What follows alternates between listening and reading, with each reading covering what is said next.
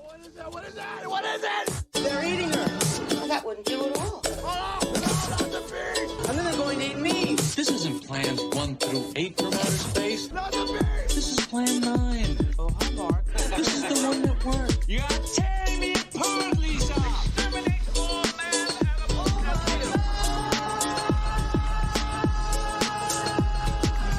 I'll have my revenge, and Deathstalker too. I don't think you're pretty anymore. You know, I forgot to mention in the last episode on Hard Rock Zombies that all of the music was written by Paul Sabu, who is the son of Indian-born film star Sabu and Marilyn Cooper. But he's a famous musician. Lots of 80s hits. So I just wanted to point that out before we got started. Because the thing that ties these movies together is the music. This is true. Yes. For those of us who are joining us, this is part 2 of our double feature, Hard Rock Zombies and Slaughterhouse Rock, both movies that kind of center around music-ish as one of their main pieces of attraction. Yeah. Welcome to Bad Movie Date Night, the podcast in which we take a serious look at bad films and genre films and hopefully give them the credit that they deserve. I'm Nigel from ajourneyintofilm.com, and with me is my wonderful wife, Kaitlyn. Hi, everyone. And for part 2 of our double feature, we are talking about the 1988 film Slaughterhouse Rock, starring Toni Basil, Nicholas Celozzi, Tom Reilly, Donna Denton, Hope Marie Carlton, and a bunch of other people. This movie has 2 connections to music. Because I forgot about it for the last one, I want to talk about it for this one. And one of those connections hits close to home for us. Okay. The first one is Toni Basil. She is an actress, singer, person, and she is most famously the one-hit wonder for the schoolgirl chant song Mickey. Hey, Mickey, you're so fine, you blow my mind. Hey, Mickey. Yeah, that one. Hey, Mickey. That I is didn't know that. that is her claim to fame. Okay. Yeah. Oh, Mickey, what a pity you don't understand. Take me by the heart when you take me by the hand. Yes. Oh, no. It's in my head. Good. The other connection to the music is the music in this film was written by Mark Mothersbaugh and Gerald V. Casale, who are 2 members of the band Devo, who are from Akron, Ohio. Look at that. And all of the Represent. music in the movie was performed by Devo. Mm-hmm. Now, does it sound like... I don't have a lot of experience with Devo, despite knowing that they are from our area, despite going to the same high school that they went to. That's wild. I think they went to my high school. Don't have a lot of experience with them outside of the song Whip It. Whip it. And the there's like a bring it science good. song too that they... There's a couple songs that they know, but that's their most famous one. So, that being said, Slaughterhouse Rock, directed by Dimitri Logothetis. What did you think, Kaitlyn? At first, I was like, oh, I don't like this movie. I don't know what is going on. But then I was like, oh, this movie good. I like it. Yeah. Those are my exact thoughts. This movie is essentially a ripoff of Nightmare on Elm Street with music. I wrote that too. Lots of Nightmare on Elm Street references. I feel like this movie and Hard Rock Zombies just really took pieces and parts of other films that they liked and put them in theirs. I mean, this movie was like, for the first like third to a half of the movie was almost verbatim Nightmare on Elm Street. Mm-hmm. With the exception that the villain, the Commandant, wasn't trying to kill all of them. It was just trying to kill Alex for some reason that I still cannot explain. I bet you know 2 other Devo songs. Which ones? I can't get no satisfaction. Well, that was originally a Ramones song, But or they Rolling did it. Stones. And shout. Lift my hands up and shout. I don't think that's the version of That's Shout. not the that they- version? I think that was by somebody else. Well, they have a song called Shout. Yeah. Now I need to know what it is. Well, we'll have to look them up later so that we can avoid. Copyright infringement. Yeah, I think, we might avoid the copyright with the Paul Sabu song that we put at the end of the last one, but maybe putting Devo in the middle of our podcast might cause some problems. So the basic plot of Slaughterhouse Rock, there's this kid, Alex. He's having these weird dreams and of someone killing people on Alcatraz Island, the titular rock, I guess, in Slaughterhouse Rock. And Different Shout. yeah, you looked it up. Looked up the lyrics. Okay. Different. So There you go. you threw me off on my Sorry. summary. Get really into music. And basically, he and his friends decide to go to Alcatraz to figure out what's going on and to face this evil head on. It's basically Nightmare on Elm Street. Mm-hmm. Picture that plot, and that's this movie. What else did you think? I think this movie has a lot of great quotes. And I have also a lot of questions from this movie. But actually, something I thought that the movie did really well was the makeup. I thought the makeup was very good in this movie. Yes, when the brother gets possessed, I was thoroughly impressed. Well, that when he has the dream of the worms. Oh coming yeah, out, the goop on his face. that was good. Yeah. I thought, the scene of him burning over the fire. I thought the makeup special effects kind of.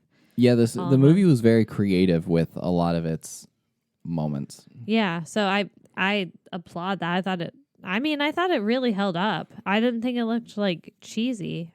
For a 80s horror movie that I had never heard of before, like this one definitely went under the radar. Yeah, it And really did. Definitely deserves to be seen, Mm-hmm. especially since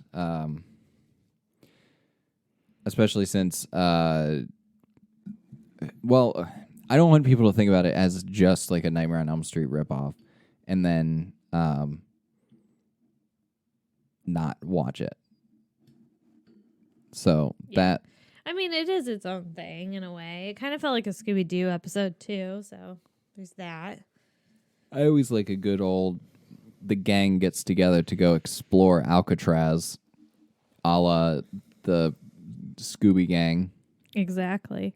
Like, who's the mysterious person haunting Alcatraz Island? Mm-hmm. Old Man Jenkins.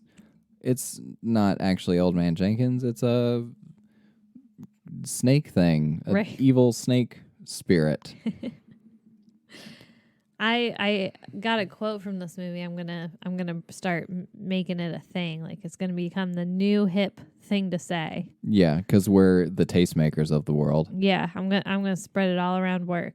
People are gonna be saying it, and they're gonna be like, "Where'd I get this saying from?" And I'll be like, "It was me."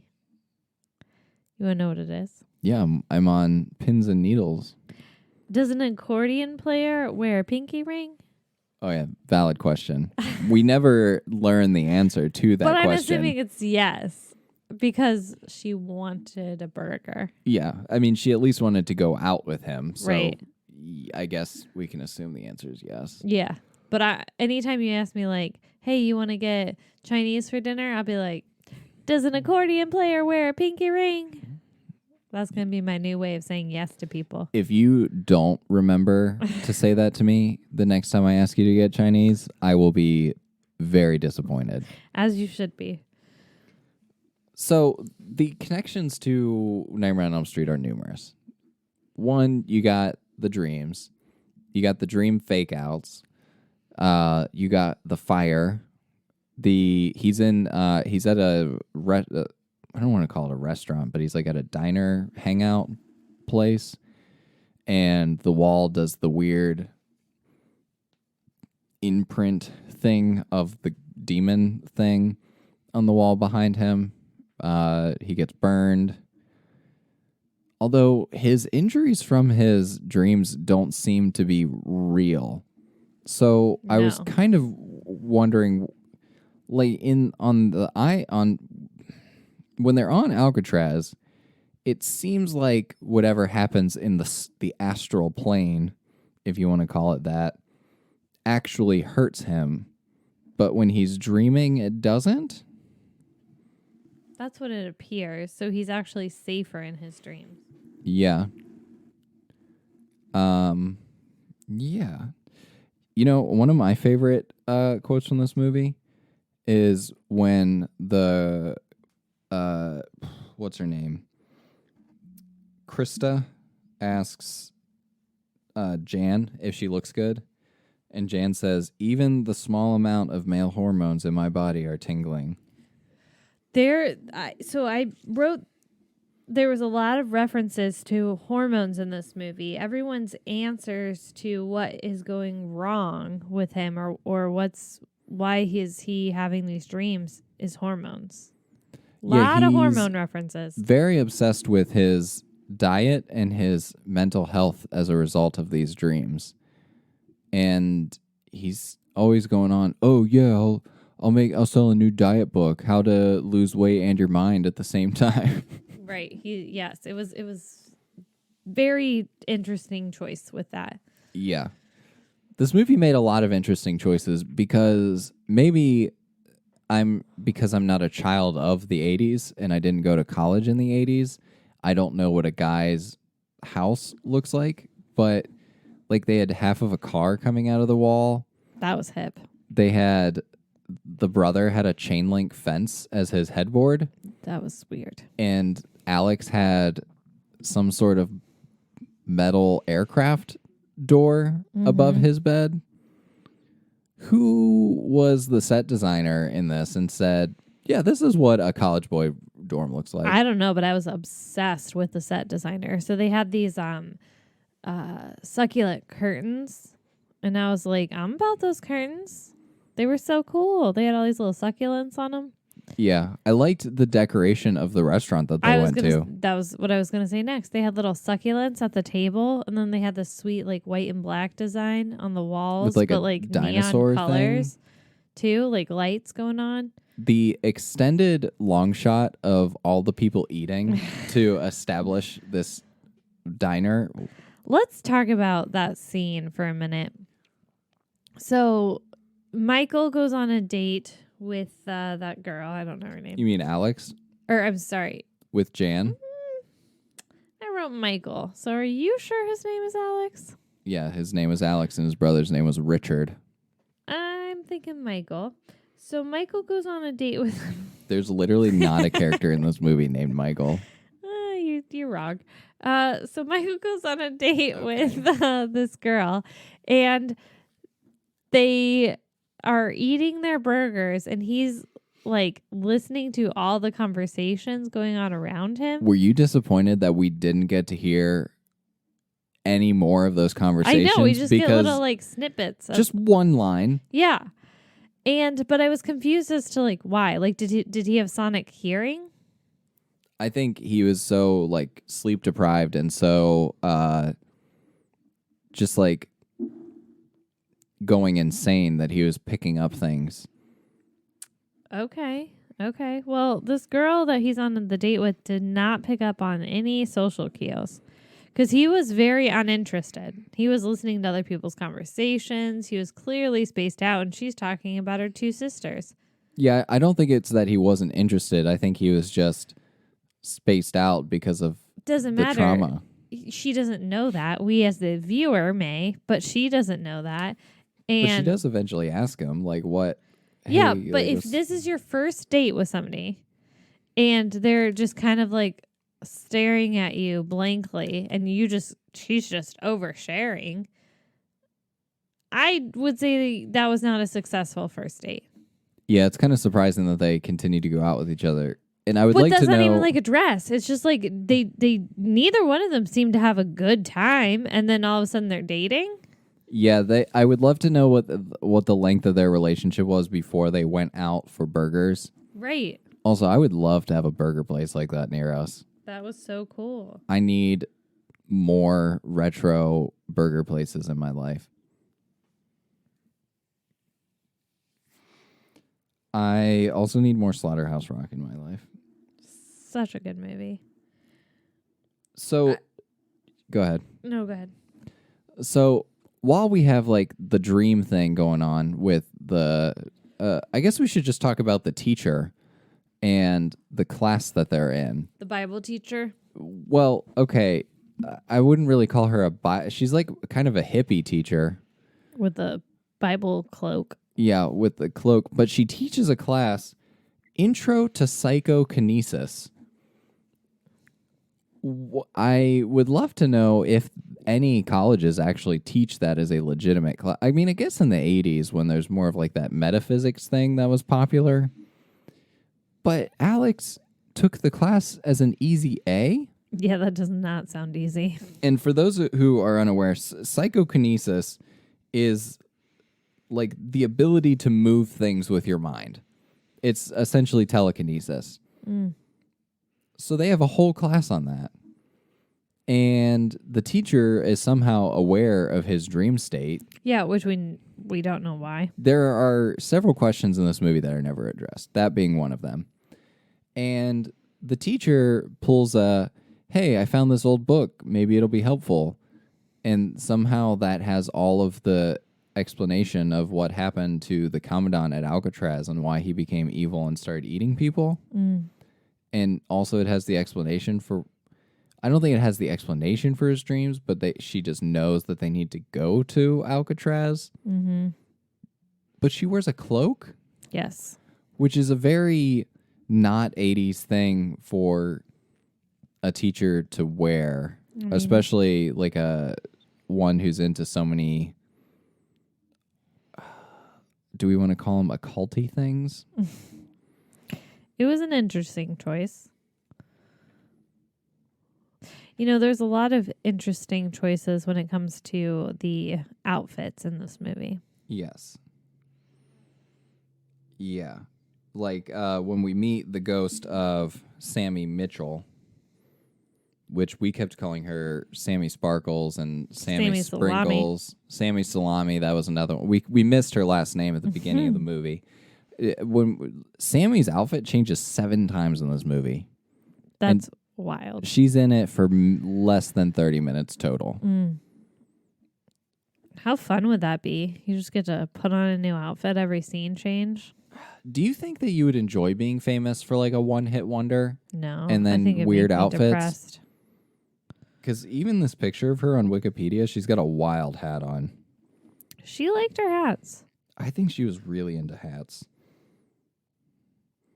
I think I'm going to just see, like, what... Okay, let's Google her, and let's see how many weird hats she has in her images.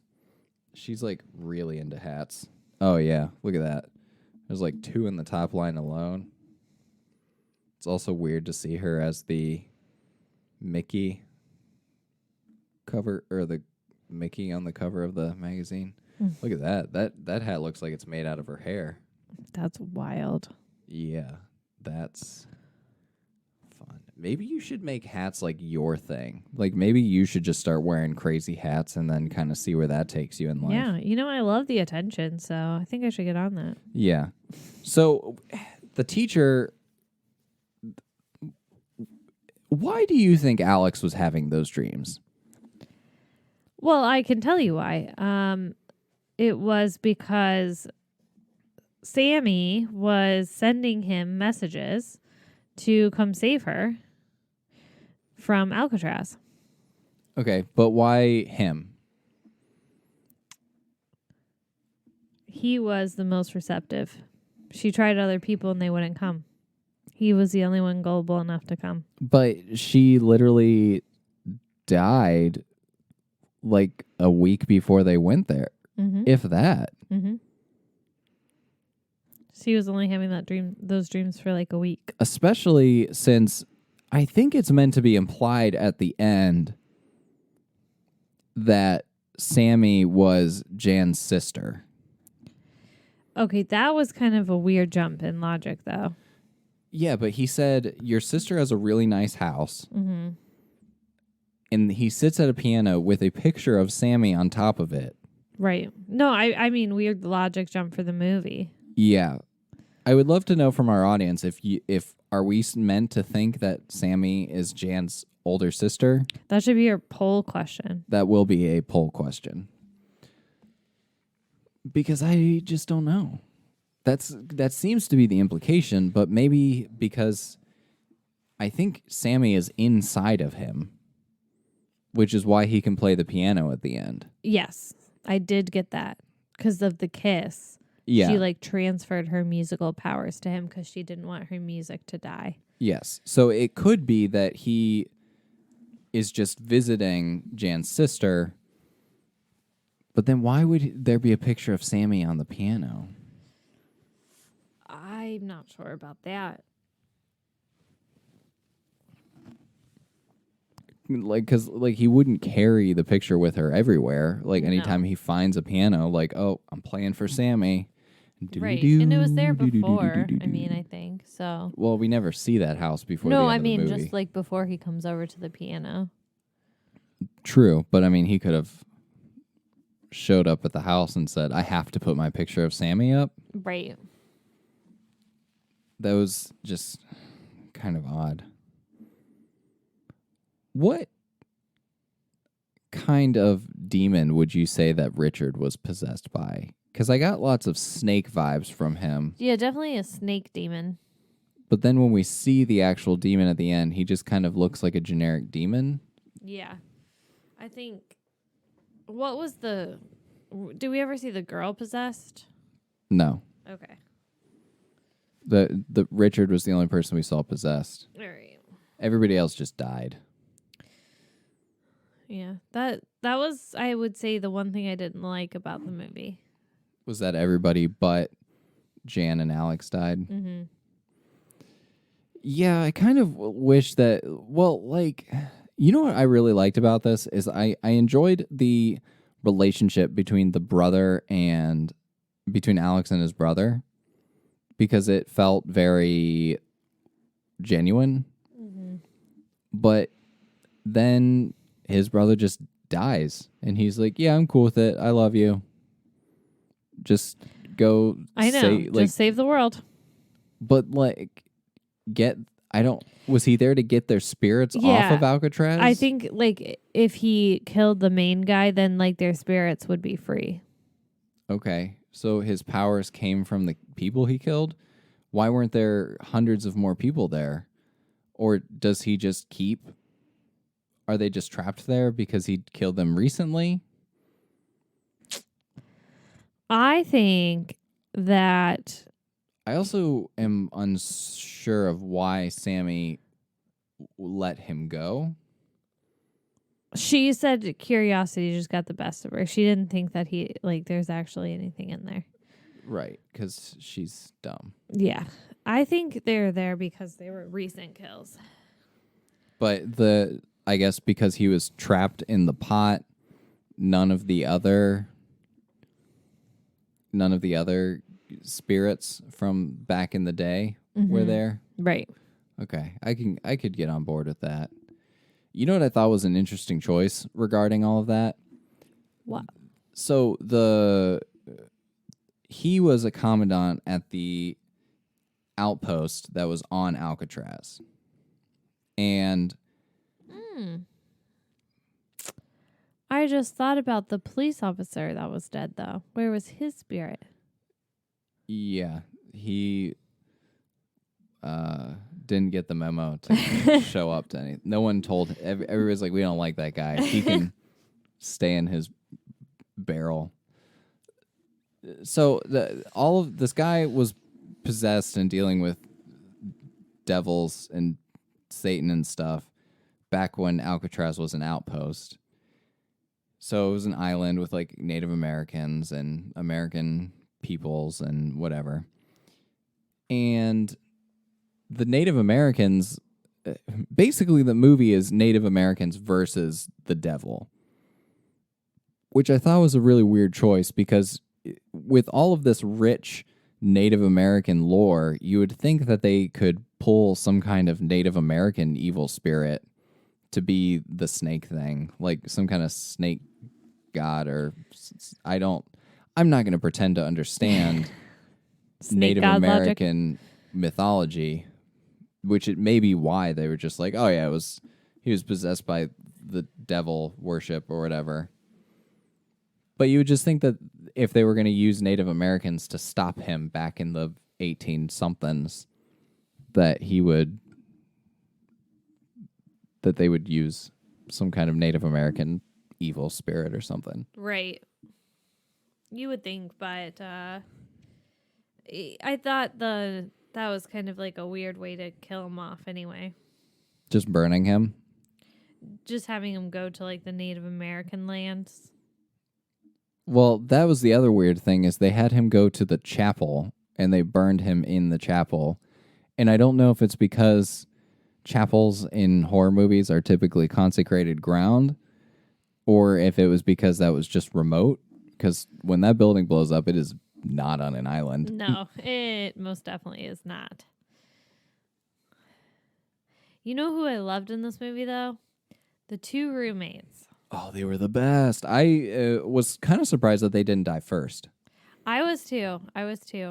Their one-liners were so funny. Like during the dream sequence when, they were talking about Alex's dreams, and they are all up late at night after Alex catches on fire, I think, and they go, "The power of Christ compels you," when he like flicks his water at them. Yeah, that was funny. They're a good comedic part of the film. Yeah, and the nice thing was like the movie itself, while has that 80s camp, there was a differentiation between them being funny and the movie being serious. Like real talk, this movie got pretty dark when Krista was basically raped by the snake. Yeah, guy. I know. But there was also like was confused about this at the beginning. They kept making references to Alex being a sex offender. Yeah, that was weird. And I was like, should I like Alex? Do I want him to live? That seems like the kind of thing that they would joke about. Like the college guys would joke about. But also they left it to joke about. Not really, but I mean it is something I could see people joking about. But I did put in here lots of guy jokes. Yeah, there are lots of guy jokes in this movie. But the ambiguity of it all, that whether he actually was a sex offender, was kind of troublesome. It really was. Here's something I can't believe we haven't talked about yet. The background acting for that group of guys in the very first scene. That was, I need to know what was going on. So Alex and his roommates are walking along talking about Sammy having died. They're reading it from the newspaper, which kind of adorable that they like split the article in half. And he's like, all right, I'm done. Your turn to read the rest of it. And they're telling Alex about this, and because they're trying to help Alex, despite making fun of Alex and being annoyed that his dreams are keeping them up at night, they're kind of good friends in that they tried to help him figure out what was going on. Because his dreams are always in a prison. And then they're like, oh, look, like Sammy, she died in Alcatraz, and now they're not showing tourists over there. Meanwhile, one of the roommates just snatches a bag of chips out of this kid's hand who's sitting there. I missed that. Why there was a kid on this college campus, just I was chomping down very on some confused chips. Weird choice. The kid is like, hey, and that's the only dialogue we get from one of these background actors. He follows them, trying to figure out where they're going with his chips, or it could be pretzels. I think it was a brown bag. We all know that brown bag means pretzels. Yeah. The kid goes up to this group of guys, points at them. All of the guys stand up. And as Alex and his friends are walking along the sidewalk, there's this other group following them I thought on the hill. a fight was going to start. I was waiting for a fight to break out. And then they stop walking. So then the people on the hill stop walking. Cut to the next scene. Yeah, that was, I missed the chip scene. So could you imagine my confusion? When they were just following them with this little boy. That's amazing. But like you're watching it and you're just like, oh, what's like, this is some top notch, like something's happening in the background and they're like going to have some sort of altercation that comes up that maybe it wasn't important to the plot, but it would have been fun. Yeah. Mm-hmm. And, you know, I think that's one of those little things that adds to a movie whenever you have good acting in the background of movies. Yeah. I think there was... This one doesn't play out. No. I think there was a What Culture video where they did like the top 10 things caught in the background of scenes or whatever. A little disappointed that this one wasn't on there. I mean, it's not like something that you have to blink and you'll miss it, but it's definitely happening in the background, and you think it's going to have some bearing on the main action, but it doesn't. So that was disappointing, I guess. I also wrote a joke to myself when Jan gets to the apartment and sees the pot of mac and cheese. I said mac and cheese rock. Oh my gosh.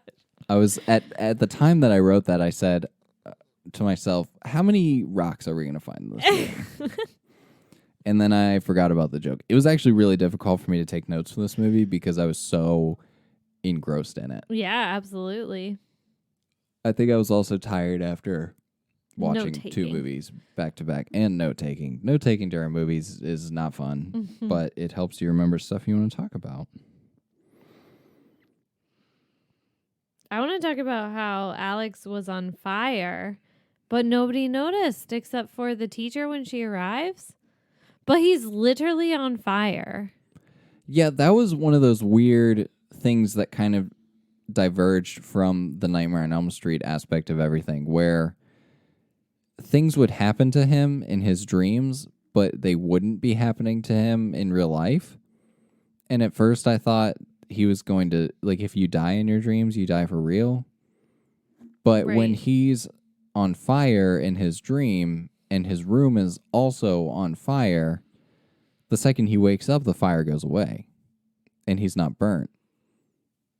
Yeah. But they smelled the fire and they saw the fire. Right. So that was kind of a weird... I don't understand the rules of the dream world in this, because it's like things outside of the dream world could affect the dream world, but the dream world can't affect things outside of it. So I guess maybe they intentionally did the opposite of Nightmare on Elm Street. Yeah. I like the body rip out scene in his dream where they like literally the guy just like rips out one of his ribs and starts eating it. It's pretty good special effects. That was a good special effect. And then it just like flips to the dryer scene though, like very abruptly. Yeah. And then I think we're supposed to assume he wet his bed. Oh, I thought he was just doing laundry. No, the guy said his brother made a comment about what did he say? He said something about like might be time to look into some adult diapers or something like that. Oh, that's funny. I missed that. The other, I think it's kind of a little funny that, you know, for as good as the scene was where his chest was getting ripped open, it kind of makes up for when the hand bursts through the wall to grab him and you can see the like latex sleeve hanging off of the stun guy. Yeah. Yeah.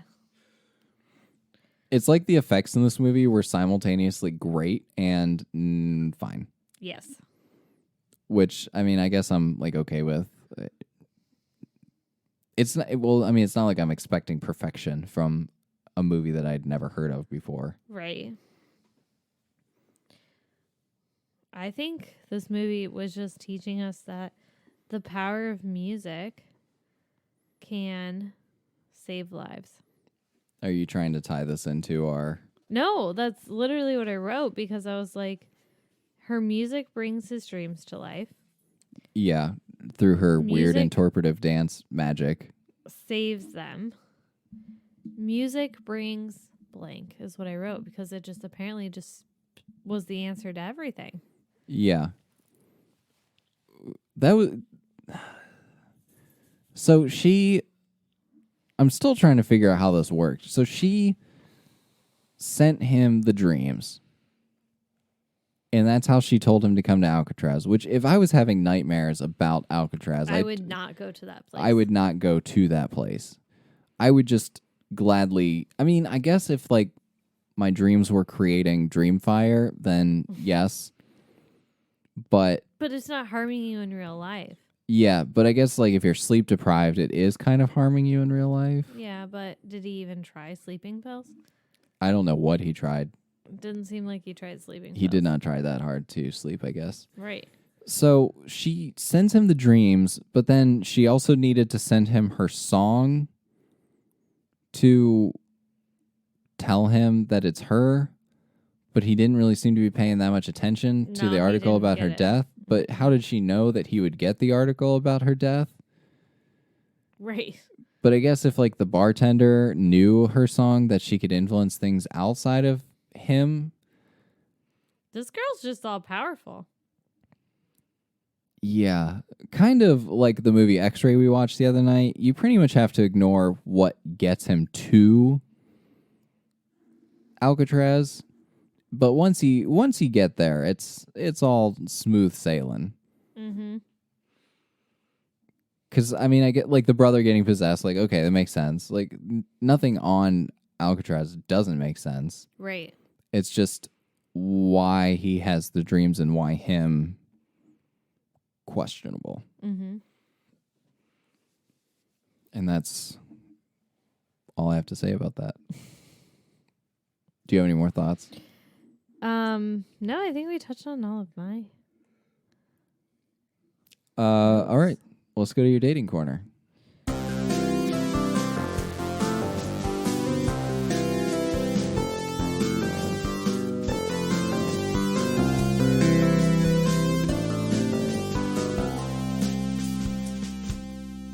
All right.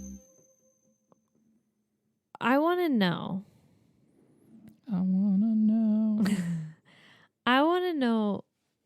Now, put yourself in like a college mindset. So, like, you are kind of like relationship hungry, if you will. All right. I'm going to turn back the clock 7 years. Yeah. Okay.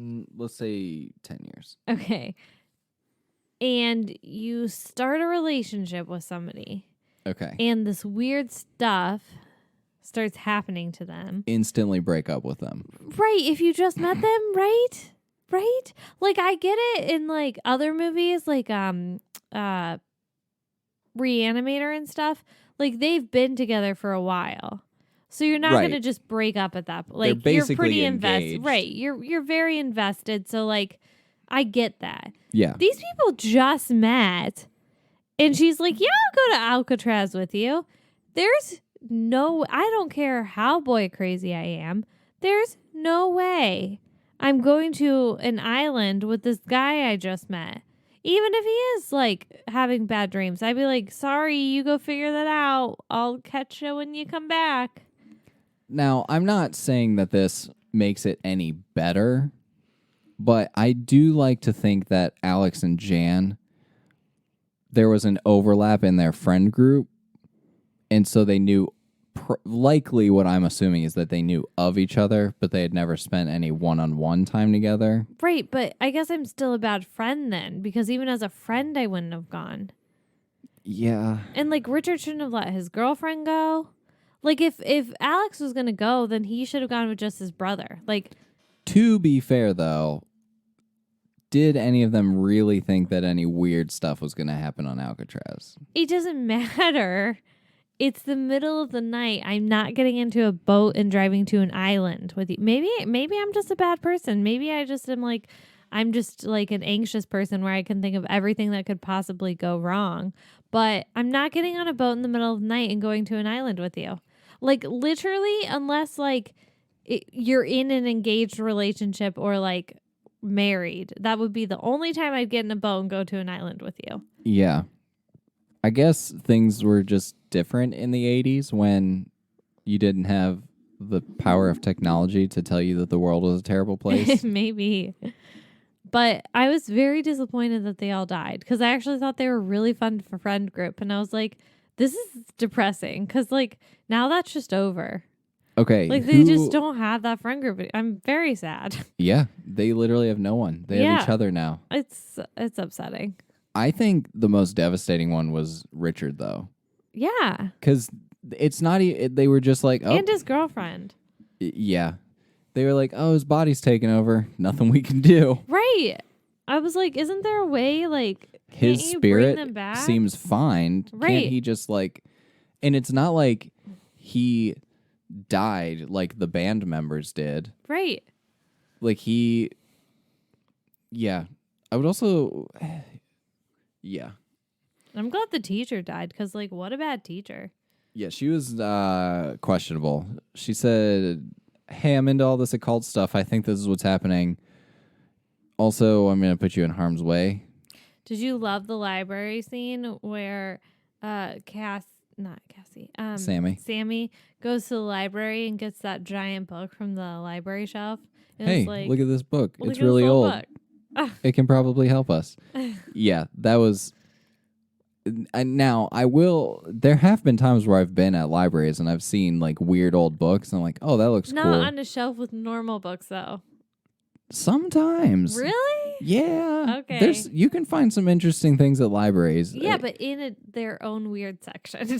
Yes, correct. A book on the occult is going to be in the section on occult things. Now, maybe that's where she was. We only saw like down the aisle. Yeah, I feel like you would keep old books with old books. Because, like... Especially if they're maybe dangerous. And also, like, the original copy, it looked like. Yeah. Like, that wasn't a scanned... Like, I just think about Liberty's library, and, like, you had to, like, literally pull out giant drawers to look at old articles and stuff. Yeah, and they eventually had a robot system. Yeah. To get you, like, they kept the old books in a bin in a robot that delivered them to you. See, but I mean, I guess this was the 80s, so. Yeah, I don't know if even that's an excuse because maybe they're just bad librarians at this library. Maybe. Yeah, oh, that book's on the occult, but it's really old. Just put it on the shelf. Who's going to touch the occult section in the 80s? Where everyone was experiencing. Oh, my gosh. Yeah. We just got done with a Alright. decade in which everyone was experimenting with the occult, but it's probably fine. That's amazing. Yeah. So I enjoyed this movie. Yes, it was good. I enjoyed it more than Hard Rock Zombies. But I do think that Hard Rock Zombies had more interesting things going on after we talked about it. Mm-hmm. Whereas Slaughterhouse Rock was a fairly traditional horror movie in many regards. And maybe there's something going on with like psychoanalysis and dreams and whatnot. Mm-hmm. But I'm going to assume that there's not, based on how illogical the dreams were. The one thing that I will say is I was disappointed by the score of the movie, knowing that Devo did it. Yeah, me too. But I will not hold that too much against the movie. I just kind of wish that there was more rock in Slaughterhouse Rock. Yes, absolutely. So this is definitely a must-watch, and I'm glad that this week and last week, technically, if you're listening to this much later, we got two good movies back-to-back, because after House of the Dead, I was worried that we were on a downward slump. Yeah. Do you have any final thoughts before we close out? Definitely a movie everyone should check out. Yes, I agree. Thank you for listening. As always, we encourage our audience to hit the subscribe button in Apple Podcasts or Spotify or wherever you listen to podcasts so you never have to miss an episode. We are on Instagram and Twitter at Journey Into Film. And if you want to support the show, head over to patreon.com/ajourneyintofilm or head over to TeePublic and check out some sweet merch. Links to those are available in the show notes. And as always, never let anyone tell you that a film you enjoy is bad because they're probably wrong. What kind of dreams do hotels have? I don't know. Sweet dreams. Oh, my God.